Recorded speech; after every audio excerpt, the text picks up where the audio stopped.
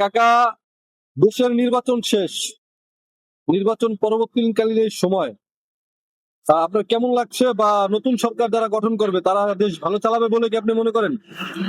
আমরা তো করি আশা, যেহেতু আগে যারা সরকার ছিল 2 বছর 1.5 বছর, তারা থেকে এখন আরো ভালো দিকে যাবে, এটাই আশা করি। নতুন সরকার দেশ ভালো করে গঠন করবে আপনি মনে হয়?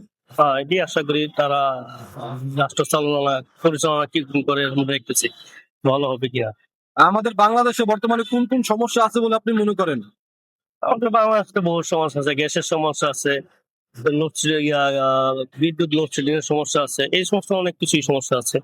তাই বর্তমান নতুন সরকারের কাছ থেকে সমস্ত সমস্যার সমাধান চান? সাথে করে তাদের কাছে এটাই তো আমার চাওয়া পাওয়া, তারা নতুন সরকার আছে, যা কিছু একটা কিছু করে দেখা। বিগত দিনের থেকে আমরা ভালো চলি। হ্যাঁ, ভালো চলতেছে। ধন্যবাদ।